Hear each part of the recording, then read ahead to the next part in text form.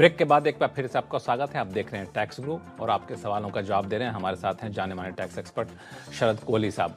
कोहली साहब वैसे तो बड़े बुजुर्ग कई सारे सवाल पूछते रहते हैं, लेकिन मैं सोचा इस पर क्यों नहीं बच्चों से जुड़ा सवाल लिया जाए, क्योंकि कई लोगों का कहना है कि उनके पास इनकम टैक्स विभाग का नोटिस आया है, लेकिन ये नोटिस जो है उनके बच्चे के नाम पर है। ऐसा कैसे संभव है? जी हाँ, लोग हैरान हो रहे हैं इसीलिए कि बच्चे तो टैक्स पेयर्स नहीं होते, उनकी रिटर्नें नहीं जाती हैं, तो भला आयकर विभाग ये बच्चों का नाम क्यों निकाल के ला रहा है। जी हाँ, उसके पीछे बहुत मजबूत कारण है और कारण ये है कि खासकर उन बच्चों को आ रहे हैं जिनके माता पिता ने बच्चों के बैंक अकाउंट से पैसा देश से बाहर भेजा।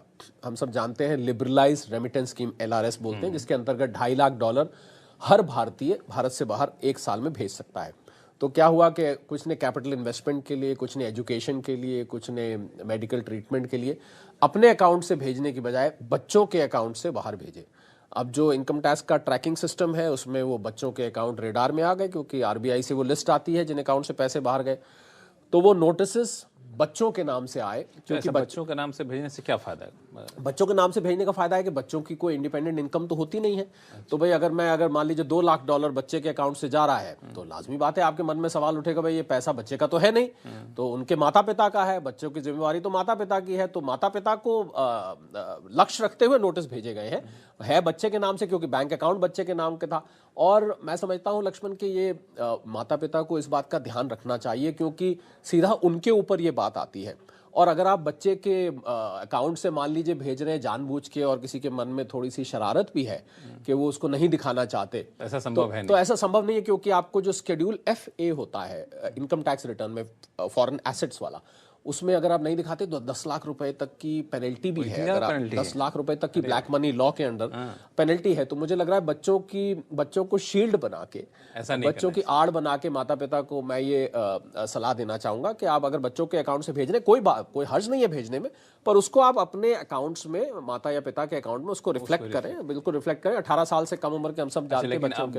अब मान लिया नोटिस आ ही गया, जो गलती करनी थी कर दी, तब नोटिस का जवाब कैसे? अब नोटिस आ गया है तो साहब आपको ये बताना पड़ेगा कि बच्चों के अकाउंट से जो पैसा भेजा गया है वो असल में वो पैसा किसका। और ये भी मैं आपको बता रहा हूं कि AIS में रिफ्लेक्ट हो जाता है, जिसको मैं आईना इसे समझिए कहता हूं, एनुअल इन्फॉर्मेशन स्टेटमेंट, उसमें रिफ्लेक्ट हो जाता है। तो अब आपको उसके जवाबदेही के लिए तैयार रहना चाहिए। मान लीजिए जैसा मैंने कहा $2 लाख अगर भेजा है लक्ष्मण, तो $2 लाख का सोर्स क्या है, वो पैसा आपकी इनकम में से निकला है कि नहीं निकला है। मतलब अगर मैं आम आदमी की भाषा में कहूं तो पैसा वाइट का है कि नहीं, जैसे आम भाषा में कहा जाता है। तो उस पैसे को आपको एक्सप्लेन करना पड़ेगा, उसका सोर्स बताना पड़ेगा, किस पर्पस के लिए भेजा है। वो तो आपकी खैर रेमिटेंस स्टेटमेंट में ही आ जाएगा, पर पूरी तरह से जवाबदेही पेरेंट्स की बनती है। तो चलिए, अगर आप ऐसा करते हैं, बच्चों के अकाउंट से पैसा भेज रहे हैं, तो पहली बात इससे कोई आपको बेनिफिट नहीं मिलने वाला इनकम टैक्स विभाग का। अगर आपने भेज भी दिया तो आपको अपने रिटर्न में दिखाना होगा।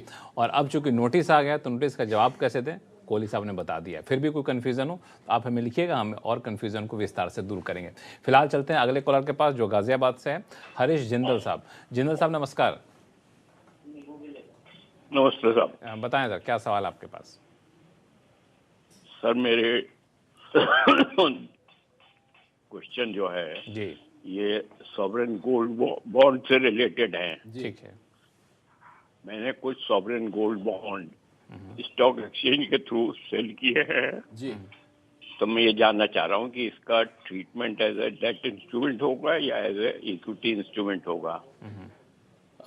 चलिए जनरल साहब, पहले तो आप अपने गले का ख्याल रखिए। मुझे लग रहा है आपको थोड़ी खांसी हो रही है, उसका ख्याल रखिए। जी, sovereign gold bonds debt instruments होता है, क्योंकि उसमें आपको इंडेक्सेशन बेनिफिट भी मिलता है। मैं आपको बता देता हूं कि 8 साल का होता है लक्ष्मण, हम जानते हैं। अगर आप इसको 8 साल बाद यानी कि मैच्योर होने पर रिडीम करेंगे तो आपको कैपिटल गेन नहीं लगेगा। पर अगर आप 5 साल बाद एक ऑप्शन दी जाती है सॉवरेन गोल्ड बॉन्ड इन्वेस्टर को कि आप उसमें से एग्जिट कर सकते हैं, अगर आप 5 साल बाद करेंगे तो फिर कैपिटल गेन लगेगा, पर इंडेक्सेशन का बेनिफिट आपको मिलेगा।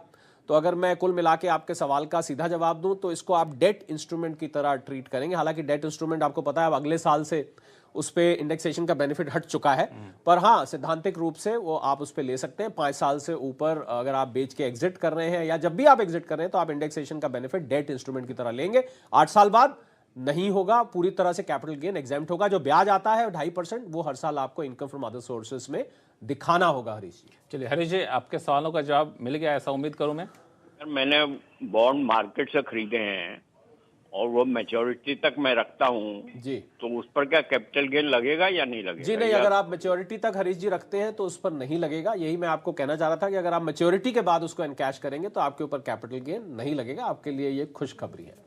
ठीक है हरीश जी, दुविधा दूर हो गई।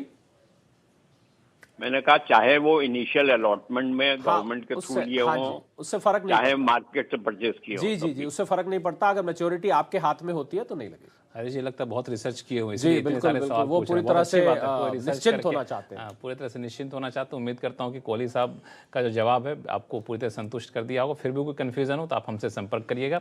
चलते हैं अब जयपुर, जहाँ से गोविंद सिंह गहलोत साहब का सवाल आया है। इन्होंने दरअसल ईमेल भेजा है और ईमेल में ये कहना चाहते हैं कि इनकी 2 बेटियाँ हैं और दोनों बेटियाँ US सिटीजन हैं और ये पेरेंट्स अपना जाते रहते हैं US बार बार। US जाने के लिए करीब 6 महीने की फॉरेन ट्रेवल इंश्योरेंस लेते हैं और जिसका कुल खर्च इनको 50,000 रुपये बनता है। और सीनियर सिटीजन के लिए खर्च 80C में शामिल है या इनकम टैक्स एक्ट 61 में इसके लिए अलग प्रावधान, ये जानना चाहते हैं। बदकिस्मती से लक्ष्मण, ट्रैवल इंश्योरेंस के लिए कहीं कोई ऐसा सेक्शन नहीं दिया हुआ है। तो बेटियां हैं दोनों, उनके लिए ट्रैवल करिए, आप जरूर जाइए उनसे मिलने। पर ट्रैवल इंश्योरेंस को कहीं आप आयकर में, इनकम टैक्स में उसका डिडक्शन नहीं ले सकते। हाँ, बेटियां आपके अगर टिकट आपको भेज देती हैं तो वो एक तरह से गिफ्ट माना जाएगा। इंश्योरेंस वो पे कर देती हैं तो गिफ्ट माना जाएगा।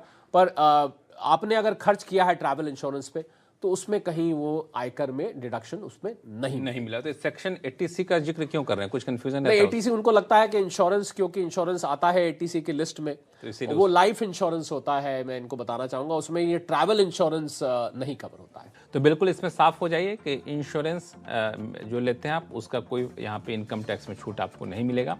और फिलहाल वक्त है छोटे से ब्रेक का। ब्रेक के बाद टैक्स से जुड़ी और भी उलझनों को दूर करें, कहीं जाइएगा नहीं।